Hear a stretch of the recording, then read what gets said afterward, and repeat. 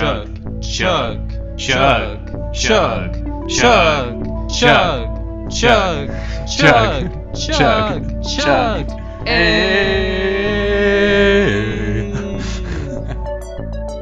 Welcome back to the Wizard Staff. I'm your host, Guy. And I'm Blake. And we are two drunk novices who like to talk about EDH. We drink and swear, so you've been warned. Please drink responsibly when you're playing children's card games. Tonight, we have a super special episode and a very super special guest.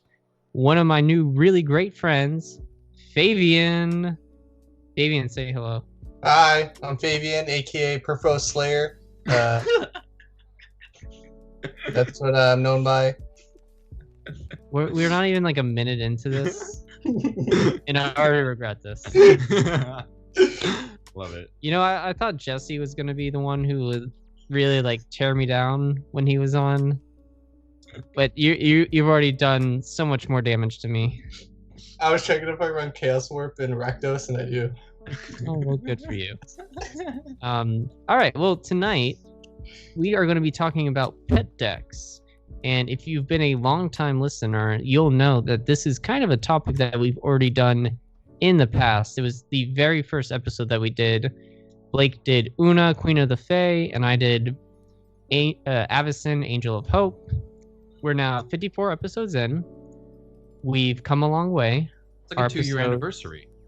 It's well, I think we're like 5 months away from that still, but you know, we're getting there. But we've come a long way. We've had time to reflect. We've made new decks. We've gotten to improve our skills, not just as Magic players, but as podcasters as well. So Fabian had this really great idea of like when he comes on, like, oh, let's talk about some of the decks that we like to play. And you know, great idea, Fabian. But let's get to know you a little more first. So let's interrogate you. Yeah. How long have you been playing? You guys probably know Jesse from the last podcast. We both started Magic at the same time. So we used to be neighbors, so we played Standard at the same time. So we both started around like the original Theros back in the day. But I actually started Magic way before that in like middle school. But it was like very kitchen table, like no idea what like Standard was or anything. Like it was very much like we just had a bunch of random cards and threw like a random like cards that look cool, pretty much. That sounds about right. Yeah. So pretty much soft kind of played then, like in middle school, and then I really like tried playing like really in like Theros. Okay. Start trying hard. Yeah. You know, I started spending a little money. A little money's a lot of money. And then, how long have you been playing Commander? I'd say about 2 years. Actually, I was checking my MTG Goldfish to see like my first deck, and my first deck is actually the deck I'm talking about today. And I think it was 2018, and it's 2020 now, so it's about, I'd say a little under 2 years. Okay, so about as long as we've been doing this podcast, and also, I mean, I don't know what the time span is from when I started to when we started the podcast, and then Blake's been playing for 4 years? Yeah, about a little over 4. Okay. Do you know what set you started in? I don't. Like, I just kind of like came in and I was just like, there's 20,000 cards. I have a lot to catch up on. Okay, let's go. And it's taken me 4 years and I'm like mediocre at it. So it's a lot. What's your favorite card, Fabian?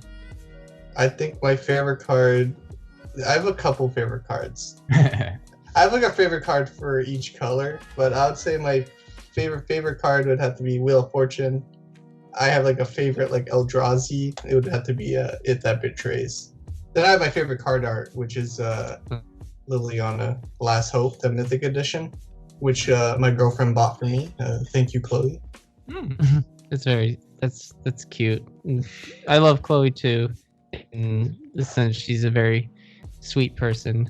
Yeah. She's the only friend in our group that I respect. Because she doesn't roast you. Oh, she roasts me, but like, I feel like whenever she roasts me, it's justified. Like, I don't feel like I can say anything bad about Chloe. She's better than all of us.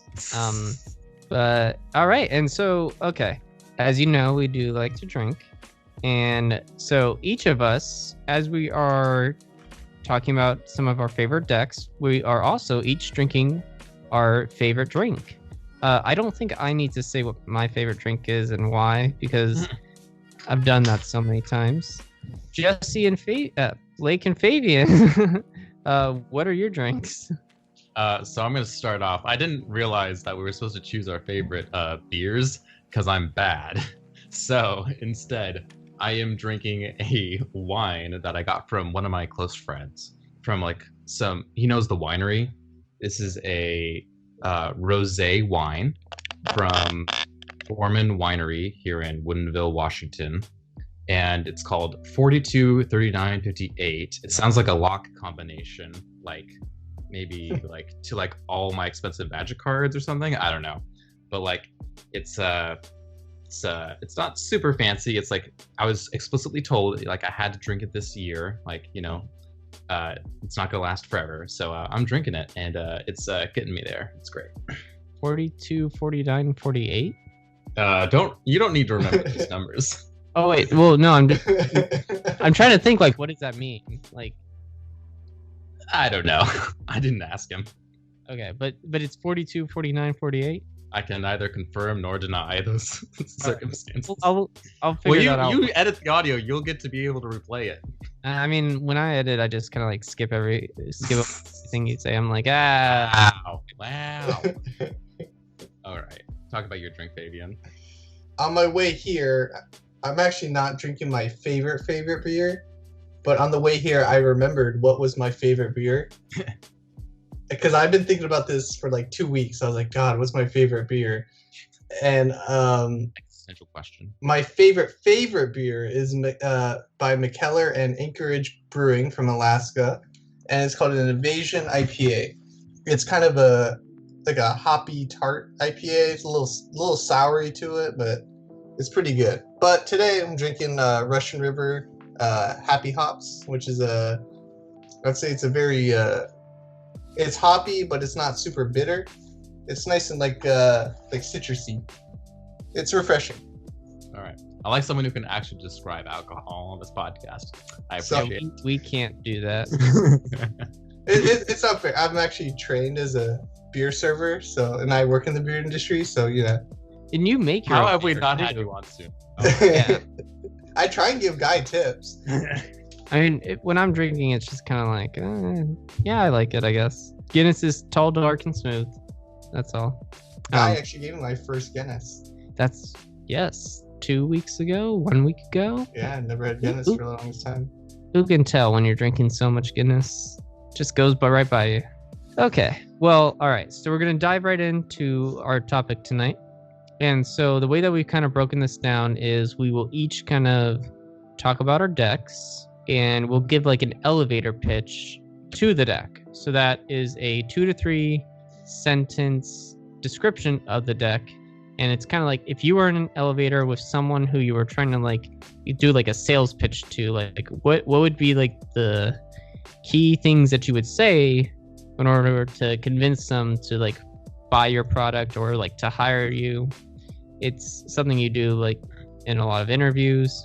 And then we'll talk about the commander, what it does, and we'll talk about 5 of the key strategies in our decks, and then one of the cards that kind of best represents strategy. All right.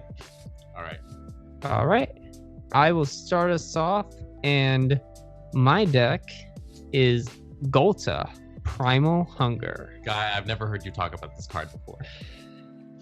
Shut up. All right. So the idea to Golta is to play many creatures for low mana but high power, or creatures that'll ramp you. So you need to get into the mindset that the creature you cast is acting as ramp as well, because Golta's cost is reduced by higher power creatures. So these allow you to play Golta turn 5, turn 6 for a 12 mana creature, and then you just swing in with some big stompy boys, do a lot of damage, have a lot of fun. I nicknamed the deck Land Before Time, but there's hardly any dinosaurs in it, so I feel like that's actually not the best name. But anyway. Golta, Primal Hunger, 10 green, legendary creature, Elder Dinosaur. Golta, Primal Hunger costs X less the cast, where X is the total power of creatures you control. He has Trample, and he's a 12/12. Another really important note about Golta is that the commander tax is reduced as well when you have... so if you're adding like 2 onto each time, and you have like 14 power on board, and you've already cast Golta once, then you only have to pay 2 extra of the commander tax. I hear circumventing commander tax is a nice thing. Yes, and so most of the time you want to be able to cast Golta for green. I mean, who doesn't want to spend just green for like a 12/12 trample dinosaur? Like, come on. Come on. Good. That sounds like a deal. It's a pretty good deal. All right. So the first card that I'm going to talk about is Nyssa, who shakes the world. And this kind of goes into the idea of some cards in my deck that turn lands into creatures. Whoa. And you're like, Blake's kind of like giving me some side eye, but like, hear me out. So Nyssa's a planeswalker, which doesn't ultimately help reduce Golta's mana costs, but her static ability allows you to tap for forests for green, and she turns lands into 3/3 creatures. So if you're on curve and play Nyssa by turn 5, you can definitely cast Golta by turn 6, because you're able to like tap all your lands for double the mana. You're able to turn your lands into creatures, which then ultimately just also reduce Golta's cost.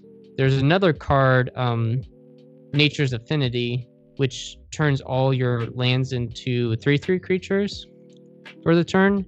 And that's one that I've always been able to just play. And then as long as I have like 4 lands, I can then just tap 1, and then boom, Golta is then able to come out for free. All right, so I kind of have a quick question, Guy. Do you view this more as like a mana doubler, or do you view this more as turning lands into creatures, thereby creating pseudo ramp? Both.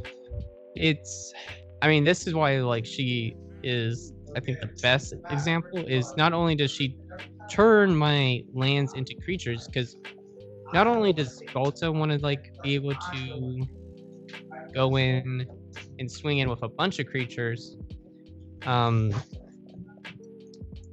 just the more creatures that you have will reduce the cost. So she does the best of this ability of the cards in my deck. So she's not the only one, but she does it the best. Okay. She has like dual purpose.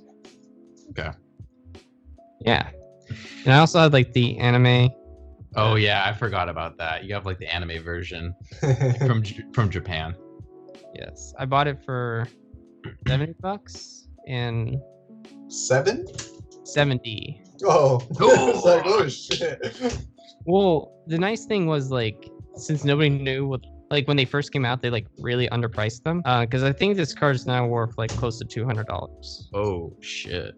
Same with like the Narset one that I bought. I bought that for $30, but then it like almost a month later, it was averaging about like $300. Is that so I think is that all of the Japanese alternate art foils of those War of the Spark Planeswalkers? No, not all of them. I mean, the foils definitely are worth more money, but Nyssa and Narset were both like pretty good in other formats where they were like desirable. Right. Okay. You know, people want like titty anime girls, so. Oh, that's sad because I know it's true. All right.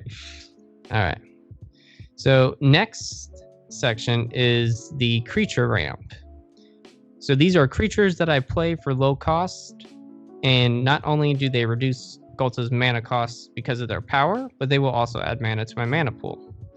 So the best ones that kind of like are the poster children for this are like Elvish Mystic, Llanowar Elves, Birds of Paradise, Dryad Arbor, and Draga Tree Speaker. So all these creatures can pretty much do the same thing. Llanowar Tribe is another one, except that's like green, but it taps for green and costs 3. So it's kind of like same idea. But they're just quick drop creatures who put you the head of the card and tap for mana and get Galta out quicker. So like, why not run them? It's like, why not? Like, seems like a good idea to me. Like, because you can go land, and then that's 1 mana, and then their power is another mana, and then they also tap for mana. So it's like 3 in 1, kind of. Right. Yeah. It's pretty cool. It's pretty cool. Yeah. This deck does some crazy things. I think this is the first deck you ever played with us when we first met you. Yeah, you're right, actually. And I won against Hector. I totally bluffed, and like I think I was like getting him to try and like swing in, and I like played a fog to then like get rid of all the damage, and then I could like swing into him. I definitely have taken out a lot of the fogs because yeah, it just got really like repetitive, and you guys saw through my strategy. We noticed a little theme After game 1. Yeah. All right. But this is I'm glad that you brought up this topic to talk about Fabian, because definitely like, you know, as I went through the deck, I was like, oh wow, there's some cards here that I should probably take out. And Jesse even then went through it and was like, oh yeah, a lot of these cards are trash. You're saying that way nicer than he probably said it. He was probably digging through it. He's like, this card's shit, this card's shit, this card's garbage. Why aren't you running this? Exactly. So this is a reflection time, and I do love all my decks, but this is one where I'm like, okay, this is fun and casual, and I want to keep it that way, but like it can still be fun, casual, and like strong-ish. Like I don't want it to go up against like CEDH or anything, but like it should still be able to hold its own a little better. Yeah. All right. Third card is the cards that tie into the power.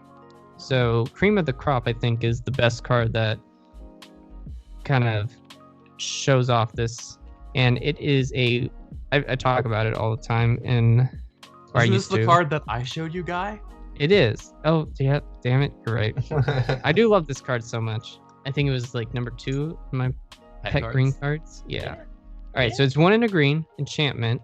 Whenever a creature comes into play under your control, you may look at the top X cards of your library, where X is that creature's power. If you do, put one of those cards on top of your library and the rest on the bottom of your library in any order.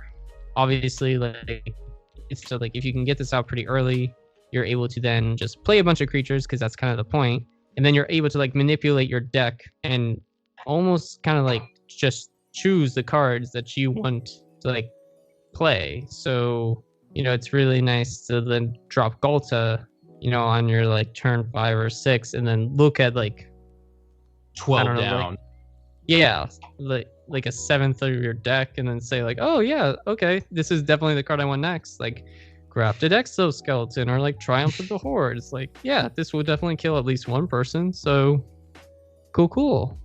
I hear looking 12 deep is pretty good. Yeah, going 12 deep is pretty good. What's the other one? Elemental Bond or something where it's like whenever a creature with I wrote it down here. I'm dumb. Elemental Bond and like Rishkar's Expertise are also good, where it's like it just ties into the creature's power, and so the higher the creature's power, the better like card draw or like card manipulation you're gonna get. Yeah, that's why you want to play some of these like big boy creatures, but for low mana costs. Like Gigantosaurus is like another like stupid good card in this deck. Which is weird because like EDH usually doesn't have like vanilla creatures, but like in this deck, like that vanilla creature is like pretty good. Oh yeah. Mhm. Oh yeah. It's also like the one time where like Tarmogoyf is actually like okay. I feel like every time you play this deck, you always get Tarmogoyf out. Yeah, I don't know. I mean, if you're gonna spend that much money on a card, like I'm glad I'm actually like getting the use out of it.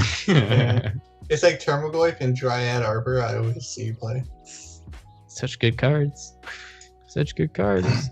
Do you run any like a finale, the green finale? I do run Finale of Devastation. That's I pulled one and I also bought one. I think I only run Finale because I had a second one. Definitely needed it for Get Rog because it's kind of a tutor for. I mean, that's what the deck's all about, is just consistency. So Also, that's all when huge decks. Yeah. When I read Finale of Devastation, I was drunk, and then when I did the review for Finale of Devastation, I was drunk, and it wasn't until like a month later that I was like, all right, how does this card actually work? And I'm like, oh, I'm gonna buy this. Yeah, it's a pretty good card. Fun story. it is a very good card for sure. Do you And run God Eternal Ronus? Yes, I do. Yes. You do? I appreciate that you're giving me. I'm just making sure my buddy guy over here is, playing his best life. You're putting this in a much more constructive criticism than Jesse put it. I mean, he and Derek were both like, "Why do you run Impervious Great Worm?" Which is like a 9 mana 16/16, and I'm like, the value is so good though. But they're like, it's a meme. 16.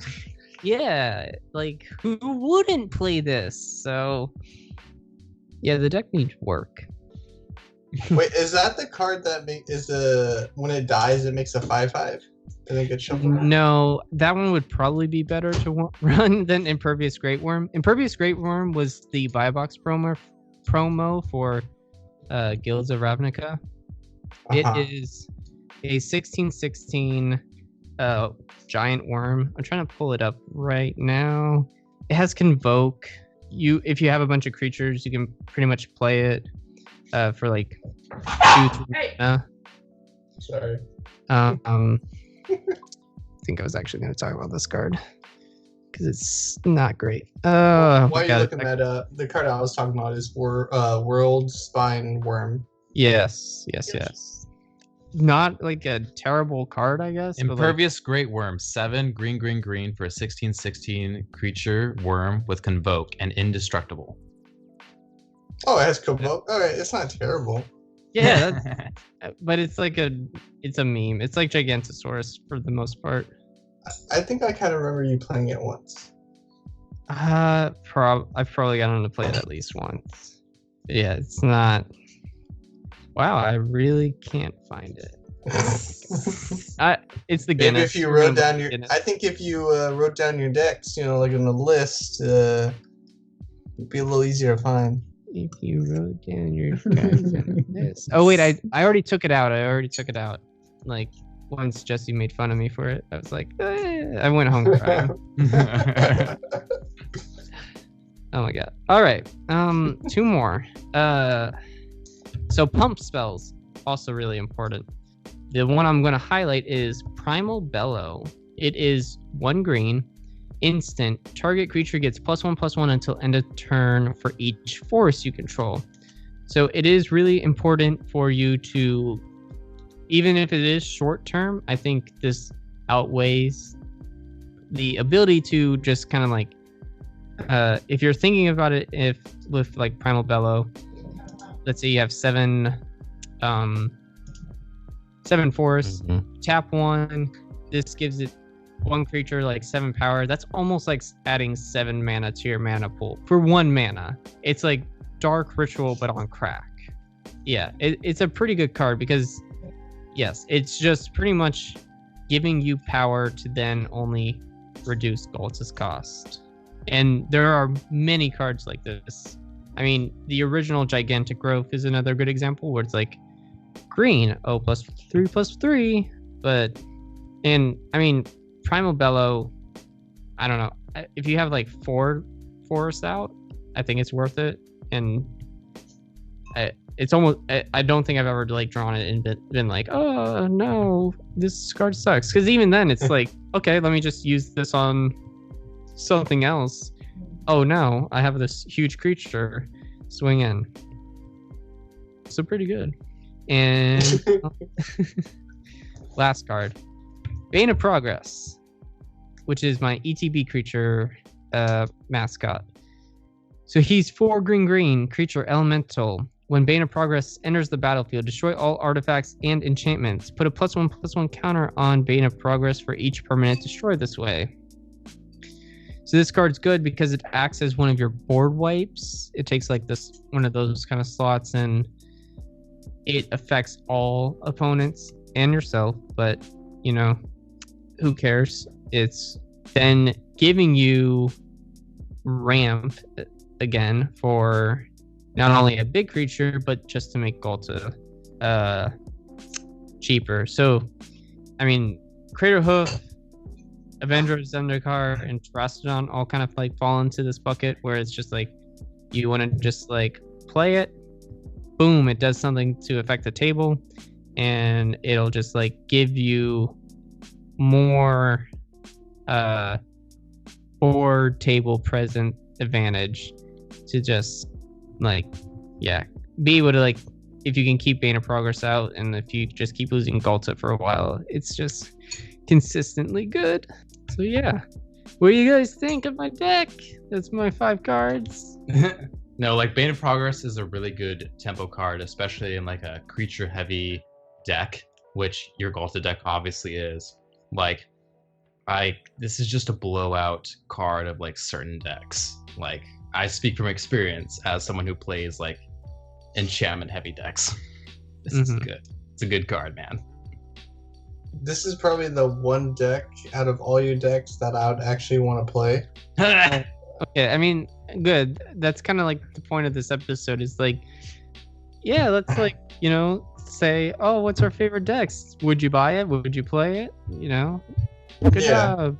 Well, also saying that I'm the type of player that just likes playing big creatures and then smacking people with them. Battlecruiser? Yeah. Yeah. All right, Fabian, $400 for this fat stack right here. What's your Venmo? You get Tarmogoyf. I'll even throw in Impervious Great Worm. And apparently half of the budget of the deck is in that one anime titty card. Oh yeah, that's the real reason I'm buying it. Oh shit, no. That's half the deck. I actually was not thinking about that cost. I also have the Judge promo at Azusa. $400. Damn it. All right. Yeah, well, I didn't even know you had Azusa in that deck. I've never seen you play that. Sorry. So, Guy, let's ask a few questions first. Oh no. Favian, how do you feel when Guy busts out this deck at your local home meta? I'm probably thinking 2 things. I'm like, I'm glad he's not playing Avacyn, and I'm glad he's not playing Perforos. For 2 different reasons. His Avacyn deck's a sleeper, and his Perforos deck is annoying. But when he's playing this deck, it's like, you know, it's the same. Since I like to play like the Battle Cruiser, he's doing the Battle Cruiser kind of. All right, you're both doing Battle Cruiser. All yeah. Right. Maybe I'll make a Ghalta deck.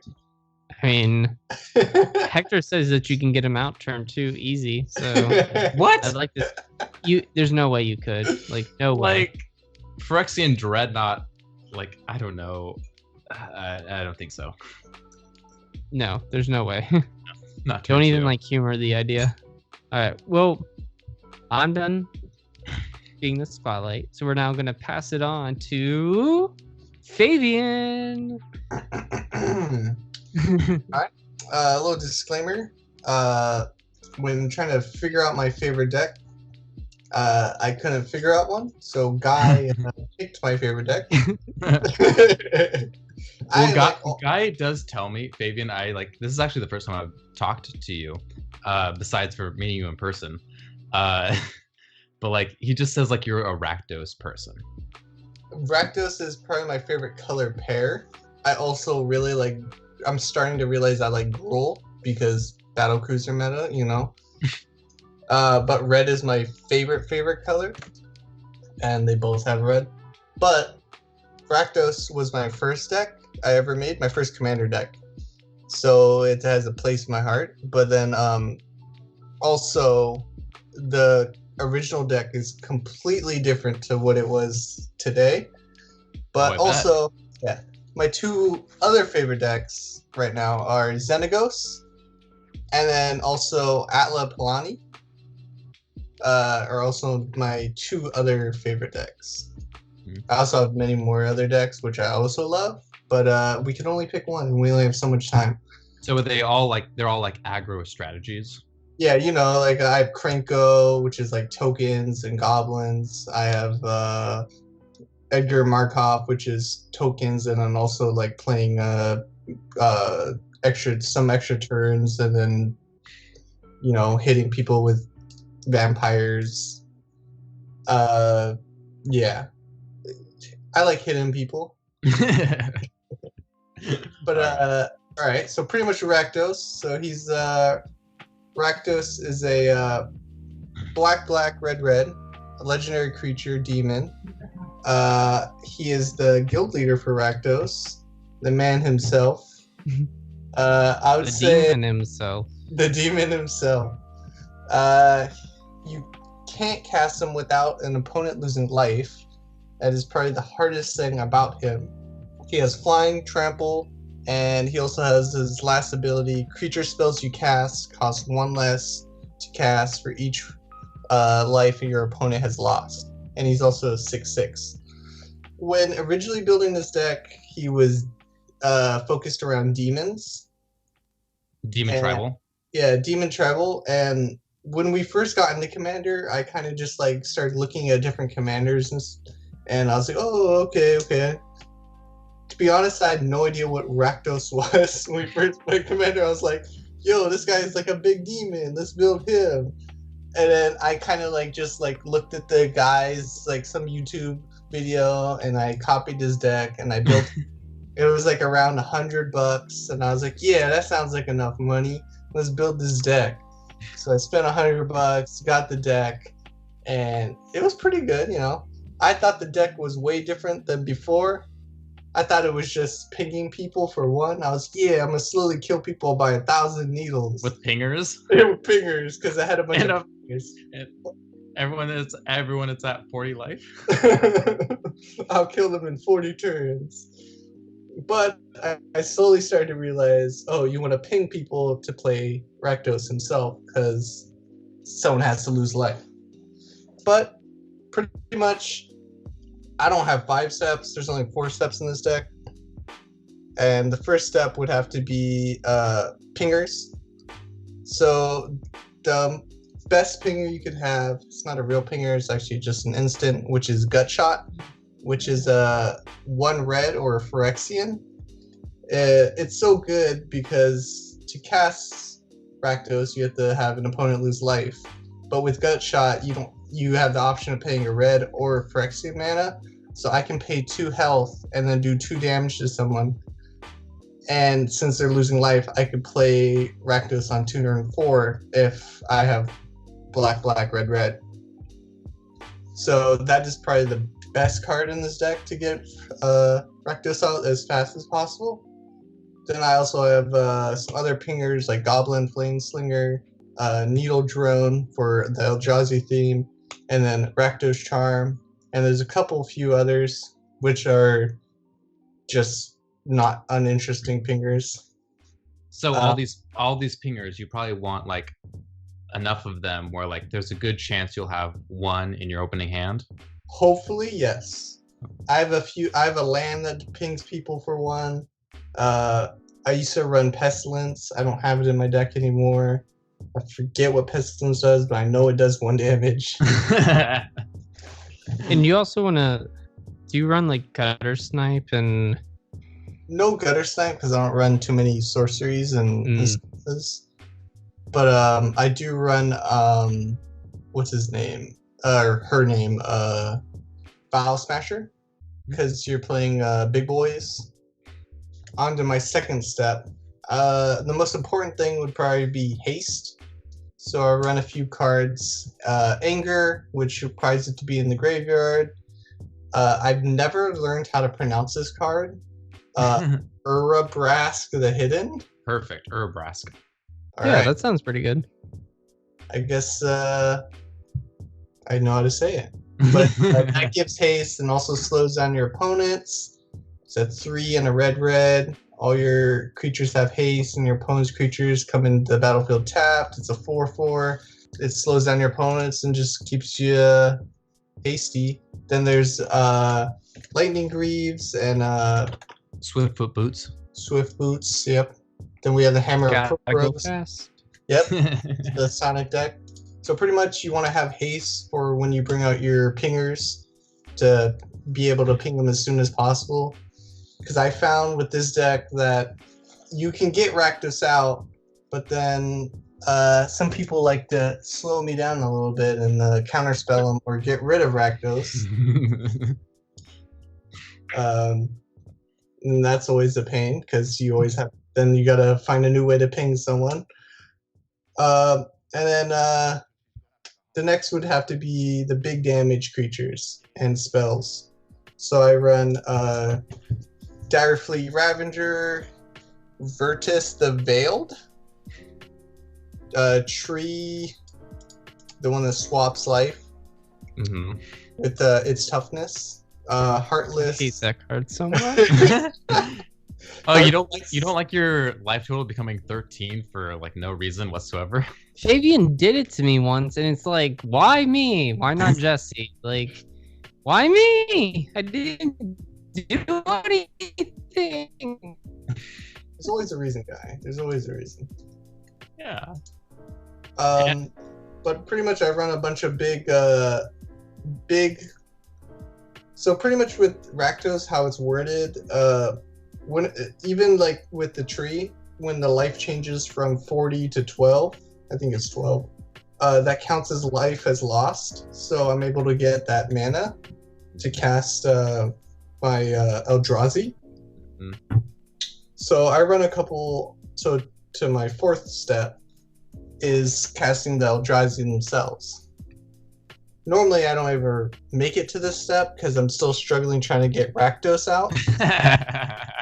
Like you have to recast him 2 or 3 times. Run a couple Eldrazi. You may know them as Void Widower, Artisans of Kozilek, Kozilek the Butcher of Truth, Ulamog, Ulamog, It That Betrays. Blightsteel Colossus, Blightsteel Colossus. That's like, we actually haven't mentioned him in like a couple of episodes, but like that's definitely like the mascot of this podcast. Yeah, he's probably one of my favorite cards also. Yeah. I run him in a couple cards. He's in my goal to death. Is he? Yeah, because I mean we're done talking about that. But I took him out of Skithrix because I'm turning Skithrix into Voltron, but Golta, so I just have him, and I'm like, oh yeah, Golta, put him in there. That's fine. So we each of us have a deck with Blightsteel in it. That feels so good. And we probably each have a deck that has Soul Ring in it too. Are you saying Blightsteel is a 12 mana Soul Ring? Yes. He's better than Soul Ring. That's like $50. Well, it all depends on the Soul Ring you buy, too. No, that's true. Fabian, have you ever noticed how like if you cast Void Winnower, some people can't deal with it, can't cast spells for like 3 turns, and you just laugh? That's probably how I've won most of my games is Void Winnower. It's a good card. Yeah. What would you say some of your other... So you say, like, you know, if Rakdos isn't out, like, that's a problem. But, like, what would be, like, some other problems or obstacles that you feel like that you've run into with the deck? That's a good question. And, like, how do you like then get around those? I'd say card draw is a little hard in this deck because I'm playing half of it's red. Black has some card draw, like with Necropotence, and I also have tutors, so like Demonic Tutor and Demonic Tutor. I also have Wheel of Fortune here. That's my oh shit button. I click. That's usually a good card, I hear. Yeah, everyone should run that. Spend the money on it. All right, you convinced me. I'll go buy one after this. I also run Faithless Looting, Gamble. Pretty much, I try and run as many tutors I can that my budget allows me to run. Yeah. Especially in this deck. I have Sensei's Divining Top in here to mess with the top. When you use Sensei's Divining Top, are you like mostly trying to like find like lands or something? If I'm activating that, I'm probably trying to get an Eldrazi, because there's always two problems with this deck. It's that I have Rakdos out, but I have no Eldrazi, or I have Eldrazi, but I don't have Rakdos out. Ooh, okay. The eternal struggle. Yeah, it's either or. I also have Staff of Nin in here. That's a pretty good card for this deck, but it's 6 mana, so I feel that I'm playing Staff of Nin in my Boros deck just because like I eventually need like the 2 cards per turn. Yeah. Do you run the other 2 Rakdoses just for like flavor, or do you think that tribal. do you run them for flavor, or are they actually like somewhat synergistic in this deck? I thought about running the other Rakdos where you flip a coin. It's the more recent one. I forget what his name is. I think it's the Showstopper. I was thinking about switching the deck back to Demons Tribal and running him in there, but then I also like the Eldrazi, and I already have them all, so I thought I would just keep it that way. Why not make both? We only have 100 cards. That's not enough. Yeah. Come on, you can make a whole new deck. Like, do both. Like, one is a Rakdos. What is this? Lord of the Riots? Yeah, Lord of Riots. Yeah, and then so you have one Rakdos deck, and then you have Rakdos the Showstopper. I do own multiple Rakdos Lord of Riots. You do? Oh my god, that's how you know like you're a true fan. I own like all. I have an altar, the original art. Yeah, the 3rd Rakdos I think is a little garbage. The Defiler. Yeah, I think it's like 3 red, 3 black. It's something weird like that. 2 black, red. Whenever you attack, sacrifice half the non-demon permanents you control, rounded up. Yeah, so this would like just be straight. The demons. Yeah, demon tribal. Yeah. Another workhorse in this deck would have to be the Quicksilver Amulet. Always has to be the OG art. Don't run the M12 art. It's not as good. Where it's actually an amulet. Yeah, where it's actually an amulet and not like a... I forget who is the 2 people. There's like 3 people on it. I think a Johnny's on it and like 2 other people. The art's really funny. I find it really funny. I think it's like a Johnny, a woman, and a dude. Yeah, I just think of it as like it's like the 2 parents looking up at their son so like proudly. Simba. Yeah. That's what it reminds me of when I look at the art. We'll have it up on screen if you're listening on YouTube. It's like Simba in the sky and clouds. All right. Yeah, but that's pretty much the most of my deck. It's trying to get Rakdos out, and if I have Rakdos out, trying to get the Eldrazi out. Dude, I think like Eldrazi are some of like the most well-received like creature cycle in all of MTG. Yeah, they get a lot of hate because they have Annihilator. But they're like so much mana. It's like, you gotta love it. Hey, there's 0 mana. They're free if I can get a Rakdos out, alright? Mm-hmm. That's some good stonks right there. Yeah. Another good card in this deck is Soren Markov, the Planeswalker. You can change someone's health to 10. That's a lot of fun. Oh yeah, I love that card. Yeah, I have the Mythic edition of that. OG art is so much better. Oh my god. All right. So. All right. Moving on to our last deck, and that's Blake. All right. Obviously the worst. No, just kidding. All right. So if you've been listening to this podcast for any amount of time, Una is still like my number one favorite card. But after that, what do I play a lot? Well, there's a deck I've been playing for like over 4 years, consistently, and that's Cigarde, Host of Herons. So it's a Voltron deck that uses enchantments to buff up Cigarde to deal 21 or more commander damage to each opponent. So basically, you're bitch slapping each opponent so hard they lose the game, which is amazing. So I've been playing this deck for a long time, and I was like, I'm gonna make a primer of this because I looked at all the other deck techs and all the other primers that I can find online, basically, and I was kind of dissatisfied. And I'm like, all right, I'm gonna put out my own. So we're gonna link that in the description of this video. And I don't have the time to go into depth of this deck in this episode. So if you are interested in what I say, check it out. So what is Cigarde, Host of Herons? Some of you might not know what she does. Well, she's 2 green, white for legendary creature Angel. That's a 5/5 flyer. But wait, there's more. She's also hexproof, and spells and abilities your opponents control can't cause you to sacrifice permanents. That's actually really relevant. It comes up quite a lot. So there's lots of different types of effects in this deck. I'm not going to be able to talk about all of them, but I'm going to talk about like the major ones.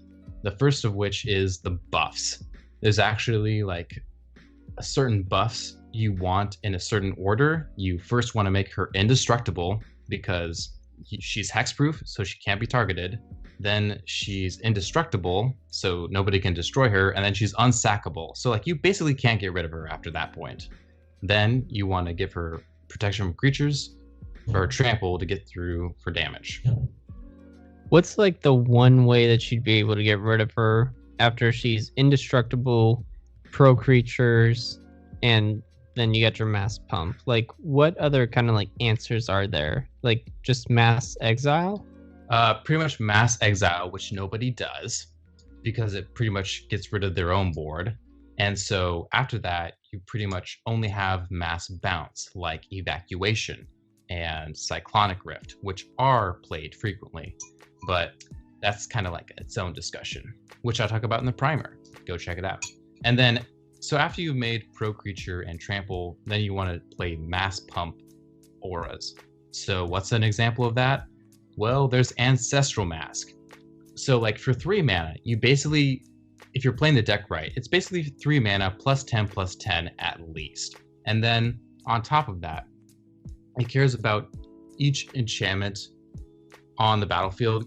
She gets +2/+2, and that's not only your enchantments, but also your opponent's enchantments, which I don't know the last time you played EDH. People love playing enchantments, not just me, but other people. So it's like, 3 mana +20/+20, sweet you. She's already unblockable, I kill you. No, I'm pretty sure you're the only one who loves to play enchantments, Blake. Nobody else likes that. I'm pretty sure you're wrong about that. I don't know. Okay. Guy, I don't know. I don't know who plays that like cream of the crop card.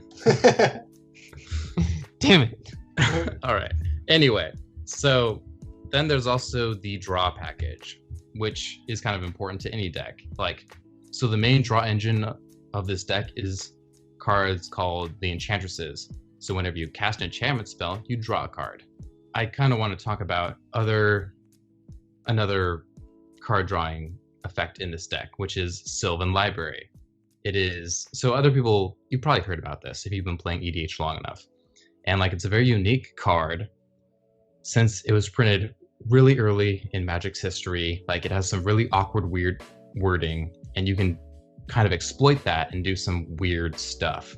At least in this deck, you can filter the top 3 cards of your deck every turn, possibly draw 2 extra cards. Yeah, you have to pay like 8 life, but like you can probably get that back like with a life linking Cigarde in the late game anyway.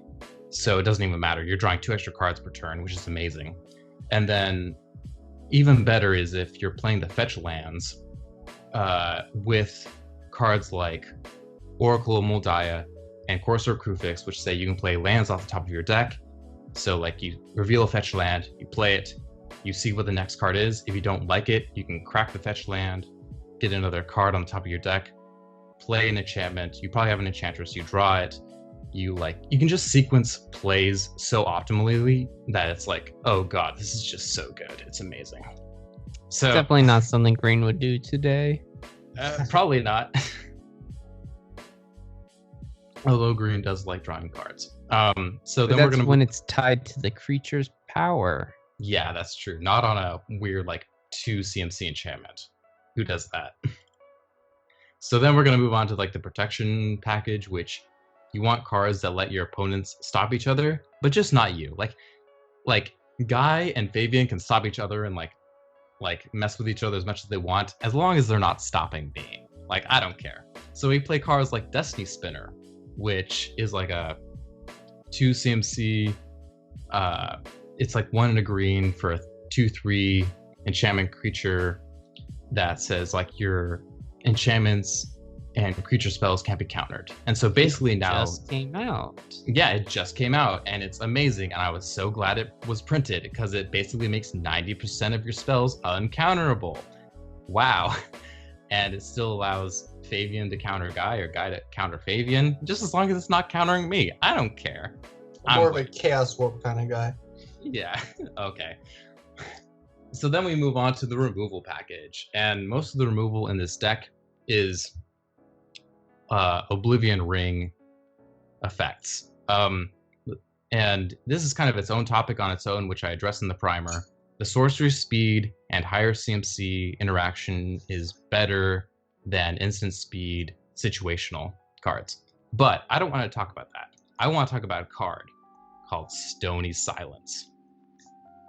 And for anyone who is unaware of Stony Silence, it is amazing because it like the very first effect that it was on was a card called Null Rod, and it basically shuts down all mana rocks.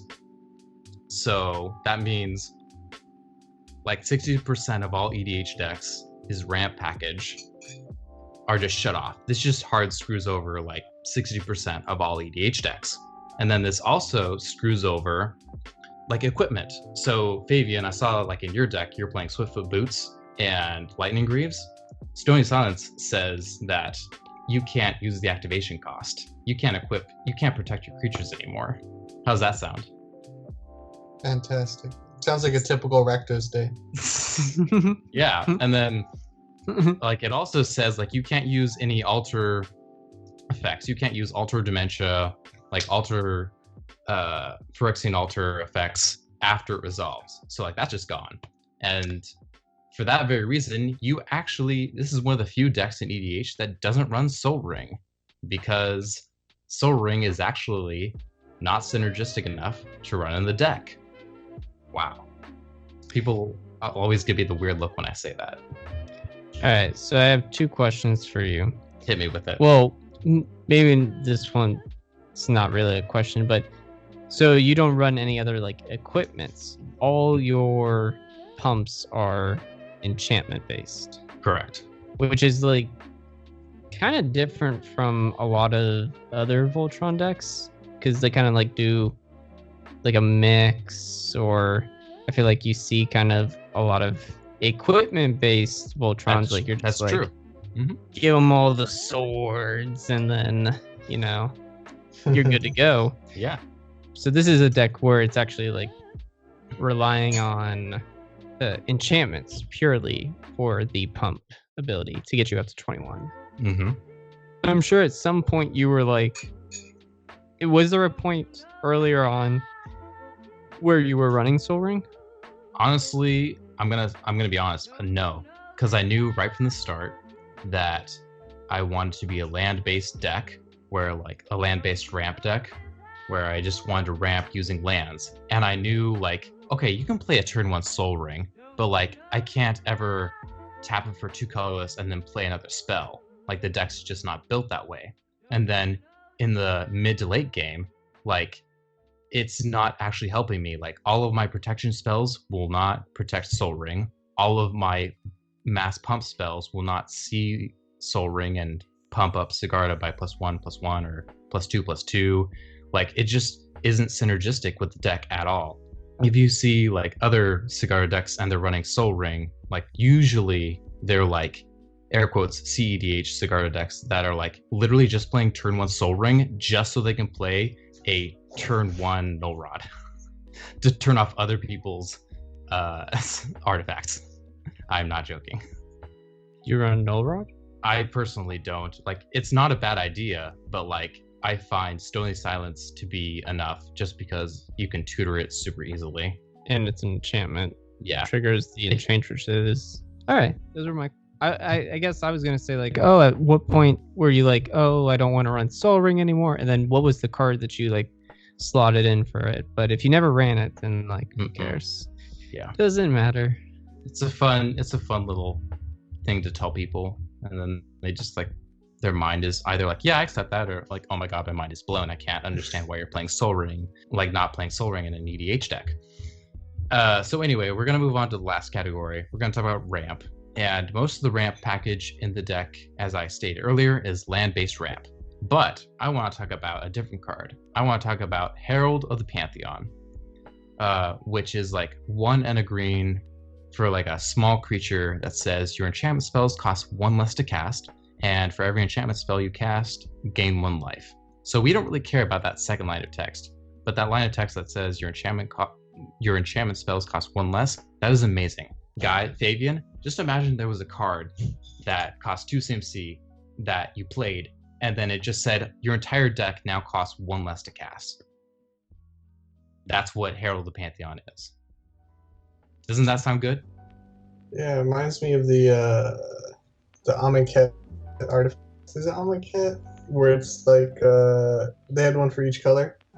Mm-hmm. Oh, the monuments. Yeah, Mm-hmm. but this is like strictly for enchantments. Yeah. So like there's Herald of the Pantheon, and then there's one other card, and like it doesn't happen that often, but when obviously like when I have Herald of the Pantheon and that one other card that reduces my enchantment spells by 1, now all of my enchantment spells cost 2 less, and there hasn't been a single game that I haven't won off of that, because turns out making all of your deck 2 less to cast is pretty fucking good. It's pretty amazing. Yeah, I'm looking through the deck and I can see the value. Mm-hmm. Hard value. Like literally, like every time I'm just like I draw my card, I look at my board state, and I literally will be like, okay, I am going to do this as fast as I can and as clearly as I can. If you have interruption, please let me know. And I just start going. Because it takes a while sometimes. And I like, it's not so long to be like a 4 or 5 minute term. Like I can usually do it in a minute, but I'm just like, all right, do this, cast this, draw a card, cast this, do this, draw a card. And it's just like so much value. And I'm like probably swinging in, and you probably can't do anything about it. And I'm going to kill you so hard. Has it ever gotten to a point where you've like pretty much dumped your whole deck onto the board, and then you're like, all right, I'm about to swing, and then someone casts Cyclonic Rift, and you pretty much had to like scoop up your whole deck into your hand? Good question. The answer is no. You want to know why? Because I play cards that say, basically, after this card resolves, my opponents can't play spells. So if they are going to Cyclonic Rift me, like I cast like Dragon Lord Dramoka, Grand Abolisher. Like those are the 2 main cards. Like I always try to get those cards out. And again, I talk about this in the primer. Like I try to cast those at the beginning of my turn, so if they do Cyclonic Rift me or evacuate me or try to fog me, like it baits those out immediately, and I know whether or not to like waste resources or not. Nice. It's almost like I played this. No, I think you just built this. Mm-hmm. You built this primarily for this episode right now. Obviously. I mean, I even remember like before we were talking, you were like scrambling to like put together your notes. I was like, wait, guys, I'm not done yet. Shut the fuck up. Damn, he made this deck overnight. It's pretty fucking good. All right. I remember, I I mean, I don't think this would ever happen now, but I remember like when you and I would play like over the computer a couple of times, and you played this deck versus Avacyn, and Avacyn won every time. Okay, to be fair, that's actually a really bad matchup. And if you read the primer, you'll understand why. Because Avacyn is board wipe tribal. Yeah, one of Cigarde's biggest worst matchups is like a deck that's like hard control with a bunch of board wipes. Well. Looks like the student has become the master. I'm going to O-ring Avacyn every chance I get. Well, shit. I'm just gonna say every time Guy brings out Avacyn, I just want to take a nap because that deck puts me to sleep. All right. We're gonna have a 30-minute game, or we're gonna have a 3-hour game. Right? That's that deck. There's no in between. I love it. All right. Well, that was all right. That was a lot of fun from each of us. I like gushing about our favorite decks. Yeah, it's fun. You know, we just came off of that one episode where we talked about. Yeah, I wanted to do a much lighter episode. Like our last episode was very serious, and it's like, all right, let's do a much happier episode. Fabian was on. You know, he ripped into me quite a bit. Some good jokes. Yeah. All right. Anyone else have any final words that they want to say? I guess I'll see you guys next year when we do our new favorite decks. That'll probably happen. Yeah, we can make that happen. That'll become like our Commander Summit episode thing, where it's like, we come back every year. What are our new favorite decks? And I mean, I feel like I only build like 1 or 2 decks a year. Like it's a very slow thing for me. I'm even less than that. Yeah, I need to get on that. I build too many decks, and I'm just like, yeah. No, that was my New Year's resolution, was to build more decks and play more games. All right, well, thank you, Fabian, for coming on and giving us this wonderful topic. This was a lot of fun. You can find us on YouTube at The Wizard Staff. You can find us on Twitter and Facebook, and you can send us an email at thewizardstaff101@gmail.com. Find us on iTunes, Spotify, and anywhere else that you can listen to your podcasts. Leave us a like and subscribe, comment, and we hope you had a great night. Thank you for listening. Peace. Peace out. Bye.